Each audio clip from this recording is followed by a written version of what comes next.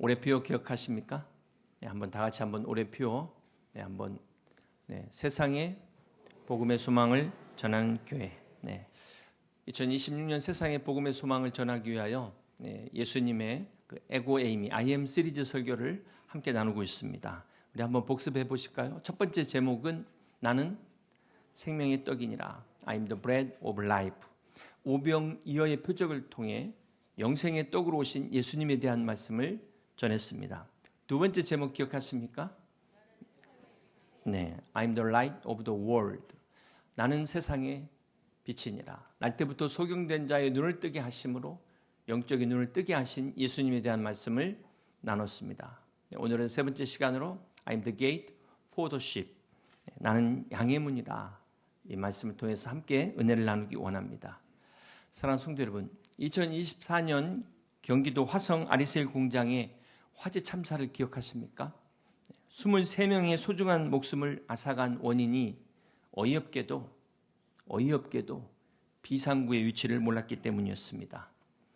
비상구의 위치만 알았어도 이렇게 많은 사람이 희생되지 않았던 비상구가 비극을 키운 원인이었습니다.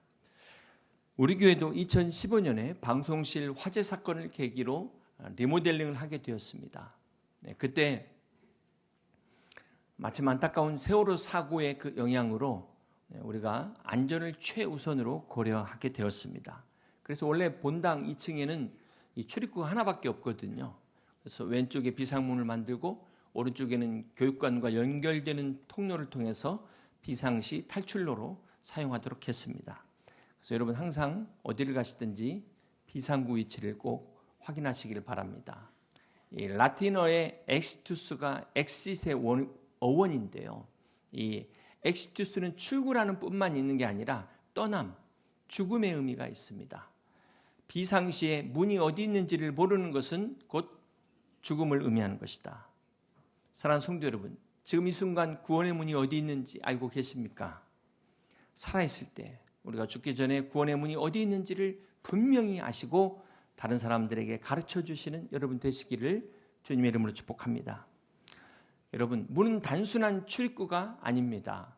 문은 외부의 위험으로부터 보호하는 것뿐만 아니라 또 안과 밖을 연결하는 만남의 통로가 되기도 합니다. 그래서 항상 집을 지을 때 가장 중요한 것 중에 하나가 바로 문입니다. 문의 위치를 어디로 할 것이며 문을 몇 개를 만들 것인가 중요하죠. 요즘 아파트를 보면 들어가는 입구에서부터 비밀번호는 기본이고 지문인식, 스마트폰 연동을 통해서 보안이 2중, 3중으로 강화되어 있습니다. 들어가기가 쉽지 않습니다. 이처럼 문이라는 게 바로 우리 가정을 지키는 최후의 방어선입니다. 이 문에는 또 다른 의미가 있죠. 바로 환영과 자유를 상징합니다. 우리 집 문은 언제나 열려 있습니다. 이것은 언제든지 환영한다는 그런 의미를 가지고 있습니다. 그런데 안타깝게도 이 도둑 때문에, 범죄 때문에 우리가 문을 활짝 열어놓고 싶어도 열어놓을 수 없는 것이 현실입니다. 이에 반해서 문전박대라든지 문턱이 높다는 것은 거부와 거절을 의미합니다. 그렇기 때문에 같은 문이라도 어떻게 사용하느냐에 따라 차단의 벽이 될 수도 있고 환영의 문이 되기도 합니다. 오늘 우리가 이 말씀을 잘 이해하기 위해서는 먼저 이 당시 양의 그 울타리의 구조를 이해할 필요가 있습니다. 고대 팔레스틴에서 이 광야의 양 우리는 주로 동굴을 활용하거나 동굴이 없을 때는 얕은 돌담, 때로는 이 나뭇가지로 울타리를 만드는데 특이한 것은 출입구가 하나밖에 없다는 것입니다. 그런데 문짝도 없어요. 하나밖에 없는 출입구에 문이 없는 이유가 무엇일까요?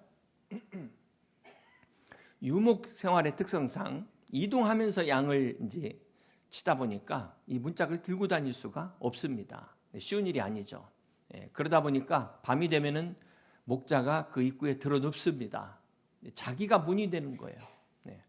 목자가 이렇게 문을 지키고 있는 한 어떤 양도 들어오거나 나갈 수가 없는 것입니다. 여러분, 이 그림이 그려지십니까? 이 장면이 연상이 되십니까? 그래서 목자가 곧 문이다라는 것이 우리가 이 당시의 양우리를 이해하면 이게 충분히 이해할 수 있는 그런 말씀입니다. 오늘 이런 배경 속에서 예수님께서 나는 양의 문이다. I'm gate for the sheep. of the sheep이 아니라 for를 사용하고 있어요. of는 양들이 사용하는 문이라면 for는 양들을 위한 문이다. 의미가 다르죠. 이 문은 양들의 안전을 위해서, 양들의 생명을 위해서 존재하는 문이라는 것입니다. 그렇습니다. 우리 예수님께서 우리를 구원하시기 위하여 십자가의 문이 되시기 위하여, 구원의 문이 되시기 위하여 이 땅에 오셨습니다. 요한복음 10장 9절 말씀 같이 한번 보겠습니다. 내가 문이니 누구든지 나로 말미암아 들어가면 구원을 받고 또는 들어가며 나오며 꼴을 얻으리라. 이 9절에는 양의 문이신 우리 예수님께서 세 가지 은혜를 약속하십니다. 첫 번째, 먼저 누구든지 인종이나 출신이나 빈부 귀천에 상관없이 모든 사람에게 열려 있다는 것입니다. 사도행전 2장 21절에도 누구든지 주의 이름을 부르는 자는 구원을 받으리라고 말씀하고 있습니다. 사랑하는 성도 여러분, 여기 누구든지는 두 가지의 의미가 있습니다. 첫 번째는 보편성이에요. 누구든지 예외 없이 모든 사람에게 열려 있다는 것입니다. 그런가 하면 이 누구든지는 유일성을 말합니다.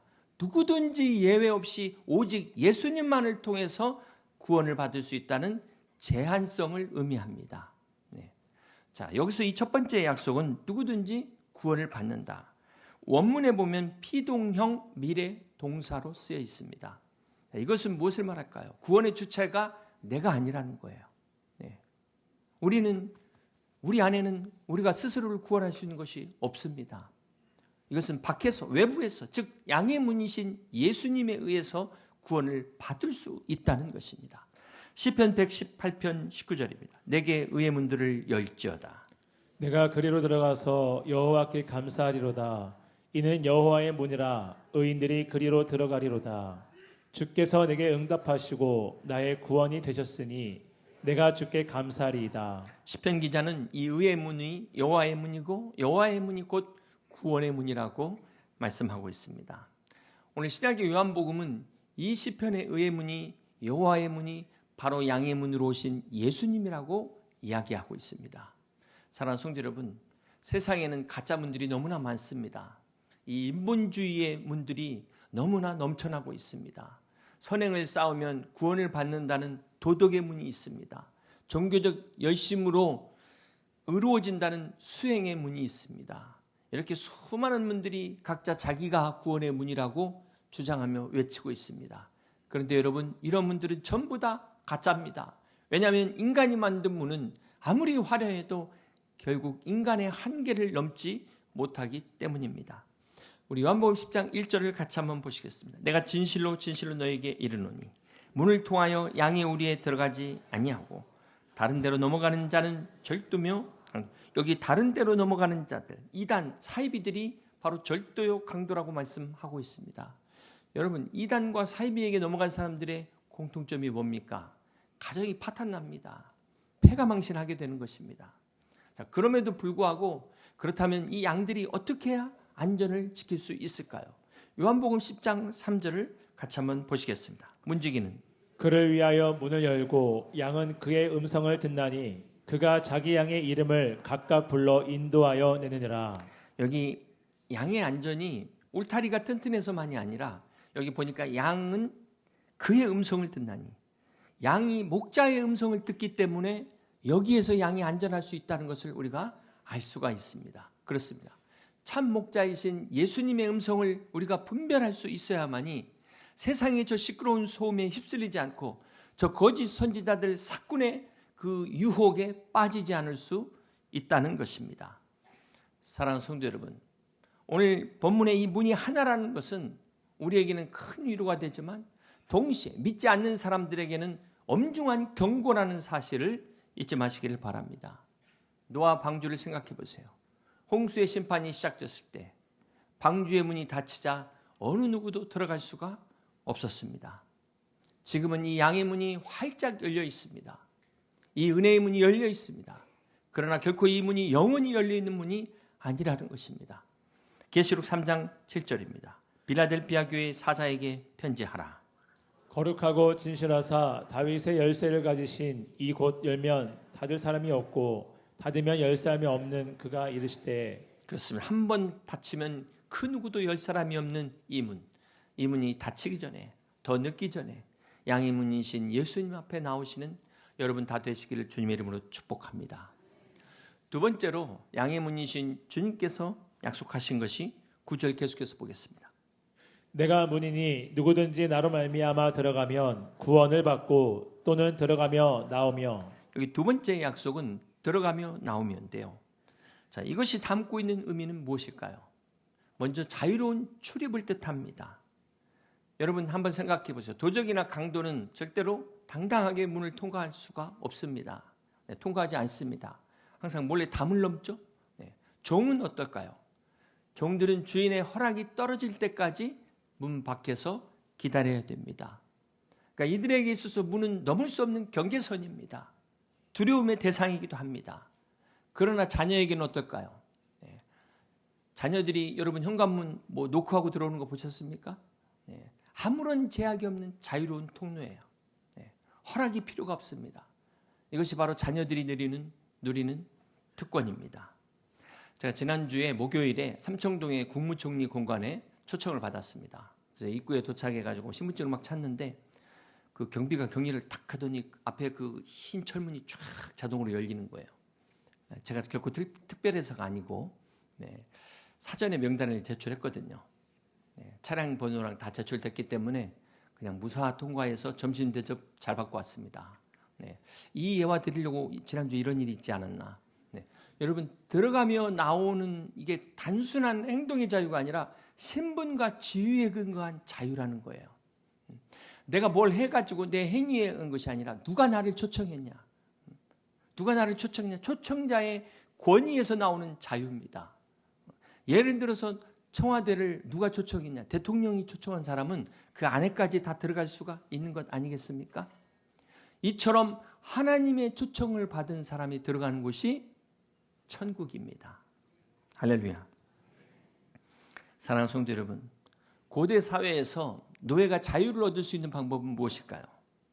그것은 누군가가 대신해서 죗값을, 그 몸값, 속전을 지불해야 되는 것입니다. 결코 노예는 스스로 자유를 얻을 수 없습니다. 고린도전서 7장 23절을 보시면 너희는 값으로 사신 것이니 사람들의 종이 되지 말라. 오늘 주님께서 십자가에서 흘리신 그 보혈의 피값이 우리가 은혜의 보좌 앞에 담대히 나갈 수 있는 자유가 주어진, 특권이 주어졌음을 믿으시길 바랍니다. 이 자유는 결코 종에게 주어지지 않습니다. 노예에게는 주어지지 않는 것입니다. 사랑하는 성도 여러분, 혹 여러분 이 예배를 의무로 생각하시는 분 계십니까? 예배에 빠지면 벌 받는데 이러면서 혹시 앉아 계신 분 계십니까?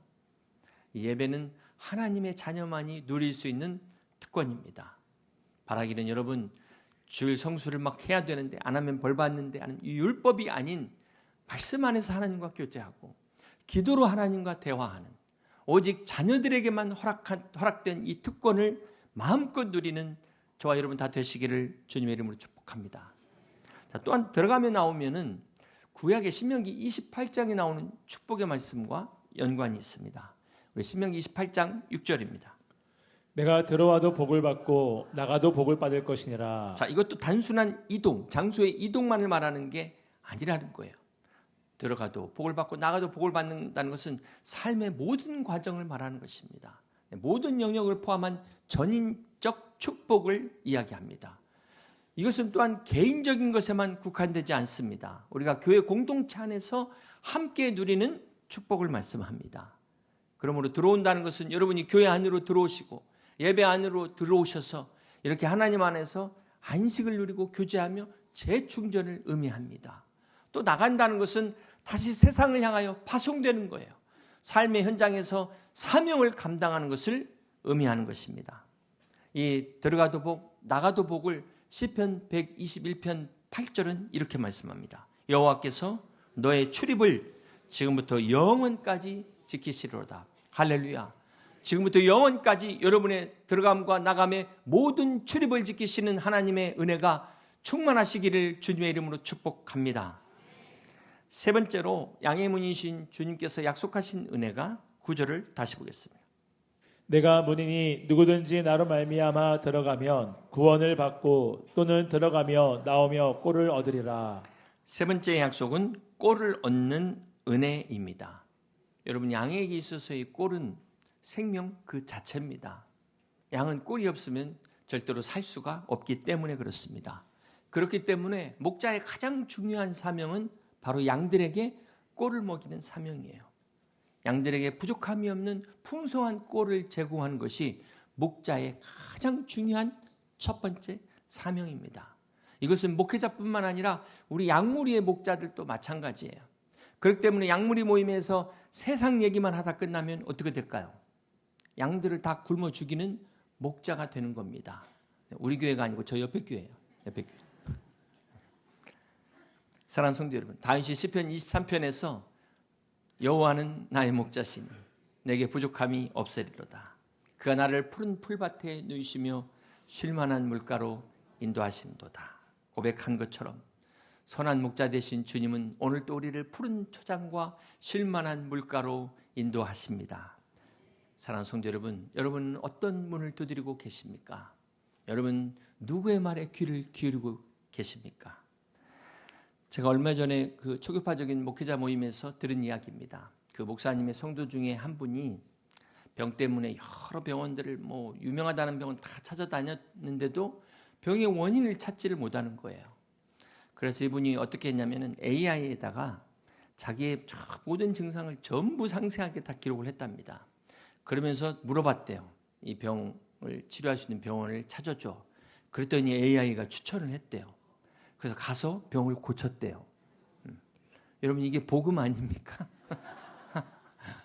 우리가 질병을 고치기 위해서도 중요한 게 내 문제를 정확하게 판단해 줄 의사 선생님을 만나는 게 얼마나 중요해요. 하물며 우리 인생도 마찬가지 아닙니까? 우리 인생의 진정한 문제를 해결하기 위해서는 진정한 생명의 의사 되신 예수님을 만나야 되는 줄로 믿습니다. 그러면 여러분 세상의 소리를 다 끄셔야 돼요. 지방방송 다 끄시고 오직 주님의 음성에만 귀 기울이시기를 바랍니다. 빌립보서 4장 19절에 나의 하나님이 그리스도 예수 안에서 영광 가운데 그 풍성한 대로 너희 모든 쓸 것을 채우시리라. 아멘. 양의 문이신 예수님께서 2026년 궁핍한 가운데가 아니라 풍성한 가운데 여러분의 모든 쓸 것을 채우시는 여호와 일의 하나님의 역사가 함께 하시기를 주님의 이름으로 간절히 축원합니다. 요한복음에는 몇 가지 표적이 있다고 그랬죠? 7가지 표적이 주님의 7가지 IM 시리즈와 연결이 되어 있습니다. 그렇다면 오늘 본문과 연결되는 주님의 표적은 어떤 사건일까요? 그것은 바로 5장의 베데스다 목가에 38년 된 병자가 치유되는 사건입니다. 요한복음 5장 2절. 예루살렘에 있는 양문 곁에 히브리 말로 베데스다라는 못이 있는 양문, 쉽 게이트. 예루살렘 성 북동쪽에 위치한 문입니다. 말 그대로 양이 드나드는 성전에서 제사 드릴 때 쓰임받는 그 양이 들어가는 문이 양문입니다. 그런데 여기 베데스다 못이 함께 있다고 그랬어요.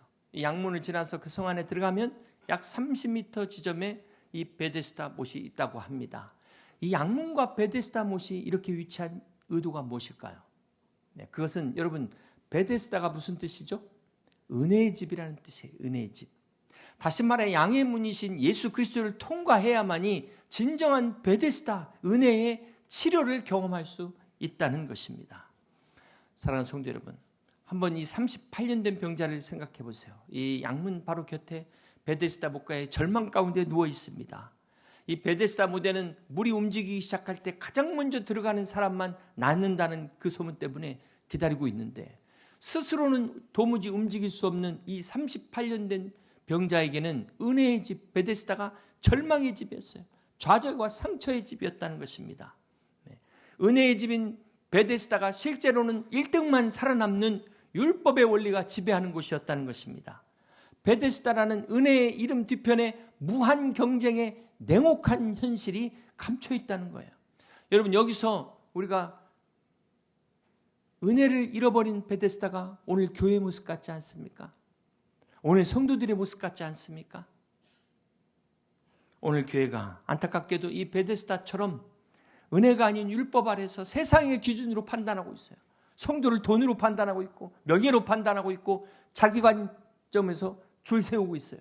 세상의 가치관으로 줄 세우고 있다는 거예요. 양의 문이 아니라 세속의 문이 돼가지고 지금 이 순간에도 베데스다 연못가에 누워있는 이 병자처럼 스스로 일어날 가망이 없는 사람들에게 희망 고문을 하고 있지 않냐는 거예요. 사랑하는 성도 여러분, 여기 38년의 병자의 38년의 의미가 뭘까요? 영적인 의미가 뭘까요?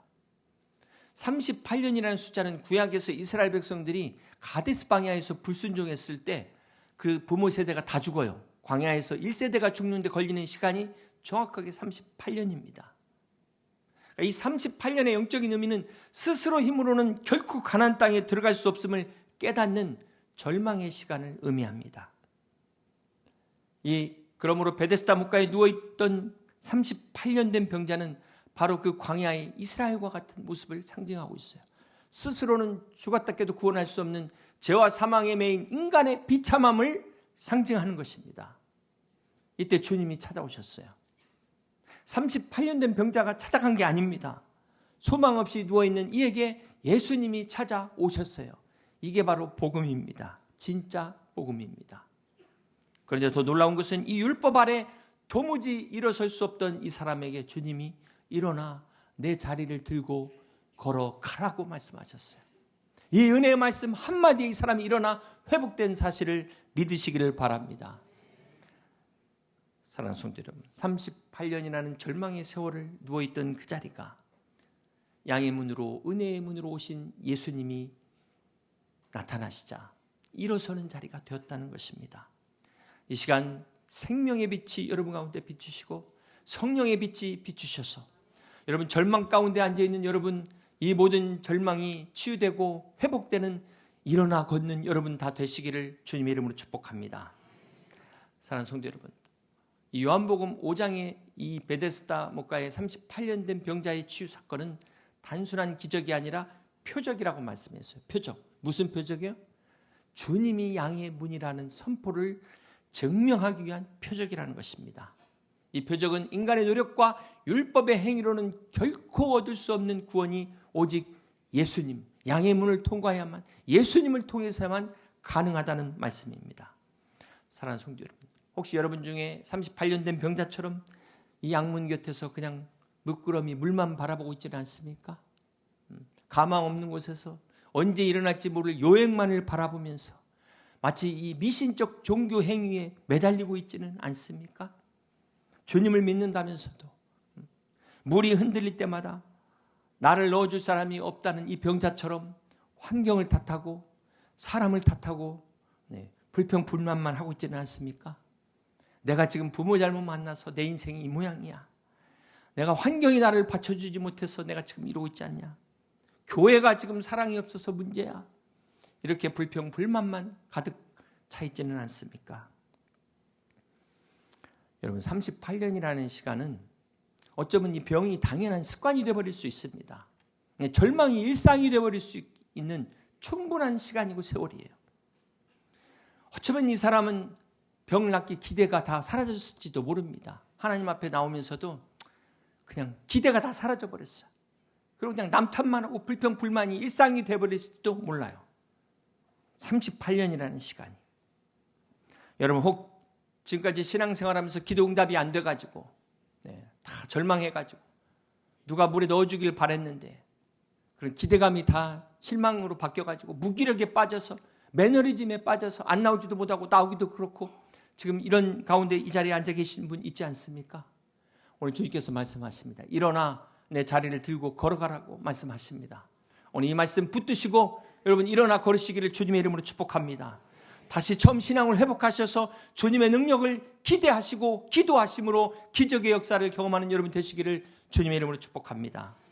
오늘 38년 된 이 병자의 침상처럼 더 이상 이 침상이 내가 누워있을 자리가 아니라 일어나는 자리, 절망의 자리가 아니라 하나님의 능력의 증거의 자리가 되시기를 주님의 이름으로 축복합니다. 사랑하는 성도 여러분, 교회의 문은 양의 문을 상징합니다.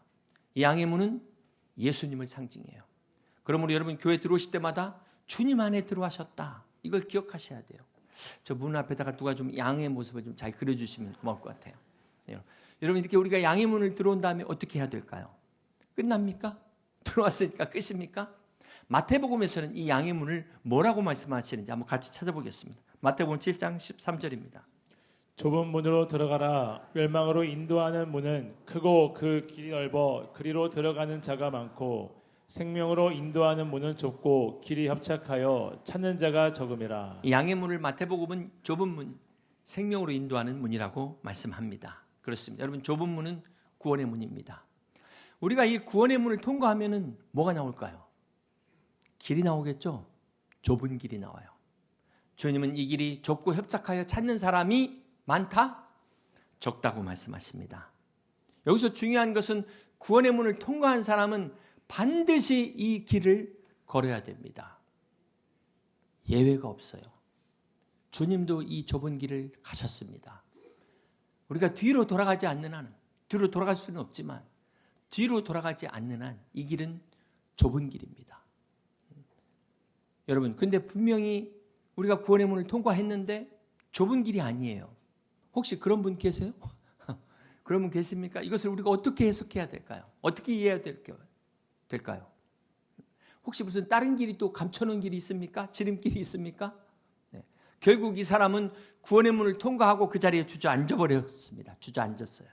네.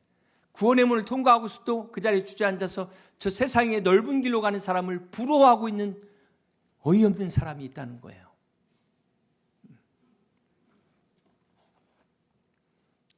사랑하는 성도 여러분, 오늘 우리가 가는 길은 좁은 길이라는 사실을 잊지 마시길 바랍니다.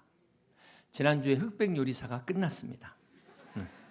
마지막 우승을 차지한 이 최강국 셰프의 소감이 참 인상이 깊었습니다. 최강록 셰프의 소감이 참 인상이 깊었는데요. 최종 우승자로 박수갈채가 쏟아지는 자리에서 그가 이렇게 이야기했습니다. 자기는 전국에 숨어서 열심히 일하는 분들과 같은 일을 하는 사람입니다. 그러면서 더 열심히 음식에 대해 생각하며 자만하지 않겠습니다. 아주 겸손하게 자신을 낮췄습니다. 저는 이게 좁은 길이라고 생각합니다. 그리고 마지막 이 결승전의 주제가 뭐였냐면 나를 위한 단 하나의 요리를 만드는 거였어요. 이것도 참 깊은 울림이 있더라고요. 우리의 신앙도 마찬가지예요. 여러분 누구를 위한 신앙생활 하십니까? 우리가 나를 위한 신앙이 되어야 돼요. 그렇다고 이기적인 신앙을 하라는 게 아니라 남에게 보이기 위한 신앙이 되면 안 된다는 겁니다. 남에게 인정받고 칭찬받기 위한 신앙이 되면 안 된다는 거예요. 진정한 나를 위한 신앙, 이게 진짜 신앙입니다. 오늘 여러분은 누구를 위한 신앙을, 누구를 위한 믿음 생활을 하고 계십니까? 사랑하는 성도 여러분, 세상은 한번 뜨면 저렇게 이제 성공하는 거죠. 우승 상금이 3억이래, 3억. 이제는 고생 끝, 행복 시작. 그래서 막 넓은 길이 쫙 열려 있다고 생각하지만 여러분 그것은 유혹입니다. 우리는 어떤 상황에서도 자만하지 않고 다시 초심으로 돌아가는 것, 사명이라는 본질로 돌아가는 것, 이게 주님이 말씀하시는 좁은 길이라는 거예요. 꼭 길이 물리적으로만 좁은 것만 말하는 것이 아닙니다. 사랑하는 성도 여러분, 멸망의 길을 가는 사람 부러워하지 마세요. 오늘 우리는 성령의 인도하심 따라 좁은 길을 걷는 사람들을 따라가야 되는 것입니다. 마치 이것은 우리가 여러분 운전하실 때 자율주행하실 때 하나님의 자율주행에 내 운전대를 맡기는 것과 같습니다.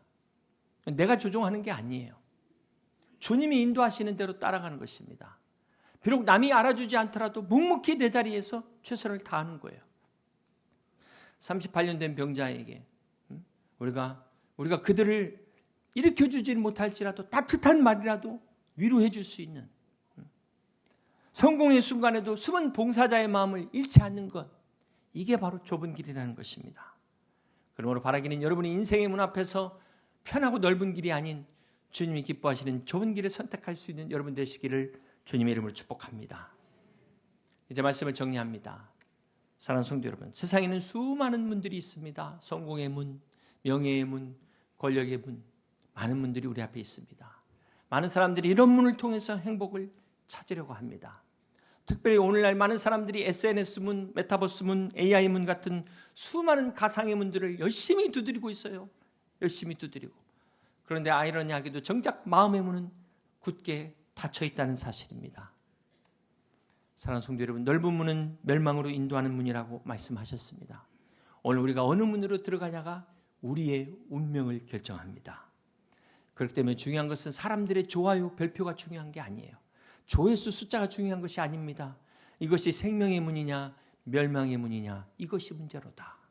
항상 여러분 문 앞에서 이것을 생각하셔야 돼요. 이 문이 나로 하여금 생명의 문으로 가까이 가게 하느냐 멸망의 문으로 가까이 가게 하느냐, 이것이 문제로다. 여러분, 우리가 백화점이나 마트나 병원에 가시면 문 앞에 다가가기만 해도 자동으로 열리는 자동문을 볼 수 있습니다. 손을 대지 않아도 센서가 감지해서 문이 활짝 열립니다. 이게 바로 은혜의 문이에요. 이게 바로 우리 예수님의 모습입니다. 우리가 리모델링 할 수만 있다면 저 문을 자동문으로 만들었으면 좋겠습니다. 여러분, 우리가 애쓸 필요가 없어요. 네. 마찬가지로 우리가 예수님께 나가기만 하면, 믿음으로 한 걸음 나가면 구원의 문이 열리는 것입니다. 계시록 3장 20절에 볼지어다 내가 문 밖에 서서 두드리노니 누구든지 내 음성을 듣고 문을 열면 내가 그에게로 들어가리라. 여기 누가 먼저 두드리셨습니까? 여러분입니까? 주님이 먼저 두드리셨어요. 주님이. 자동문이 우리를 감지해서 자동으로 열리듯 양의 문이신 예수님께서 우리의 연약함을 미리 아시고 먼저 문을 열고 두 팔을 벌려 우리를 맞이하고 계심을 믿으시기를 바랍니다. 사랑하는 성도 여러분, 문은 구경하라고 다루는 게 아니에요. 문 앞에서 갖고 야, 이 문 참 멋지다, 이 문 비싸겠다, 뭐 이렇게 문의 디자인을 자랑하고 구조를 연구한다고 해서 우리가 문 앞에 들어갈 수 있는 것이 아닙니다. 네. 사랑하는 성도 여러분, 우리가 믿음으로 나아갈 때 이 문이 열리는 것입니다. 믿음으로 한 걸음 떼어서 전진할 때, 말씀에 순종할 때 우리 앞에 닫혀있는 문들이 열리게 될 것입니다. 오늘 38년 된 병자가 예수님의 말씀을 듣고 자기 자리에서 일어나는 순종을 통해서 이 놀라운 기적이 일어났던 것처럼, 오늘 우리도 내 경험과 내 고집이라는 이 아집의 문턱을 넘어서 주님께 나오는 결단의 순종이 필요합니다. 사랑하는 성도 여러분, 이 은혜의 문은 한 번 닫히면 노아의 방주처럼 아무리 두드려도 결코 열리지 않는 하나님의 공의의 문이라는 사실을 결코 잊지 마시기를 바랍니다. 그러므로 마태복음 25장의 슬기로운 그 다섯 처녀처럼 이 문이 닫히기 전에 주님 앞에 들어오시기를 바랍니다. 사랑하는 성도 여러분, 이 시간 양의 문이신 주님께서 여러분을 초대하십니다. 내게로 오라, 나를 통해 들어오라고 말씀하십니다. 우리가 이 문을 통과할 때 비로소 구원을 얻을 수 있습니다. 우리가 이 문을 통해서야만이 하나님의 자녀가 될 수 있습니다. 우리가 이 문을 통과해야만이 참된 자유를 누리게 되는 것입니다. 그러므로 2020년 한 해 유일한 우리의 비상구가 되시며 생명의 문이 되신 양의 문이신 예수님과 함께 풍성한 은혜와 참된 자유와 축복을 누리는 여러분 다 되시기를 주님의 이름으로 간절히 축원합니다. 찬송가 535장 찬양하시면서 함께 같이 기도하시겠습니다.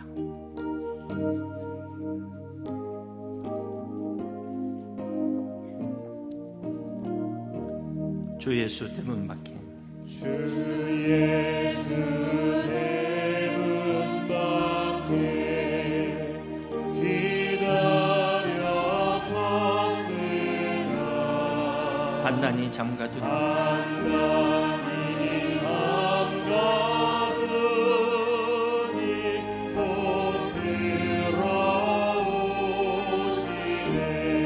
나 주를 믿노라고 그 이름 부르라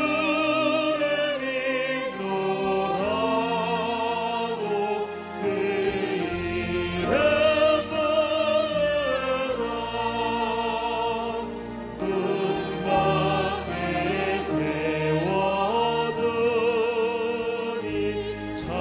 참나 예수지라. 이 시간 함께 같이 기도하길 원합니다. 사랑하는 성도 여러분, 여러분이 찬양했던 것처럼 나 주를 믿노라고 그 이름 부르나 문 밖에 세워두니 참 나의 수치라. 주님을 믿는다면서도 여전히 문 밖에서 그 은혜의 문을 넘지 못하고 있는 분 계시지 않습니까? 베데스다 목가의 38년 된 병자처럼 무기력에 빠져 모든 기대와 절망 가운데 이 자리에 앉아있는 분 계시지 않습니까? 이 시간 생명의 문이 되신 우리 주님 앞에 나오셔서 주님과 함께 이 생명의 길, 좁은 길을 갈 수 있는, 믿음으로 승리할 수 있는 여러분 될 수 있도록 이 시간 함께 같이 기도하시겠습니다.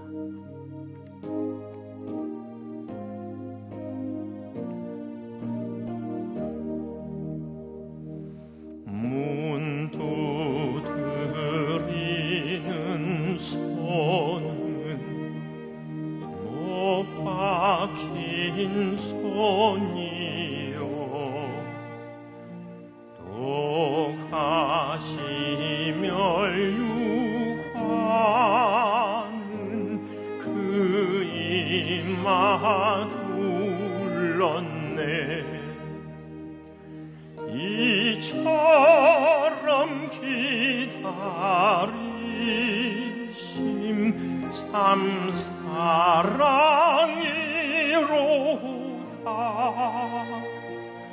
문 굳게 닫아두니 한없는 내 죄라. 다 같이 일어나서 주의 숨을 간곡하게 원하는 말씀이 내 죄로 죽은 나를 너한테 하소냐. 나 죄를 회개하고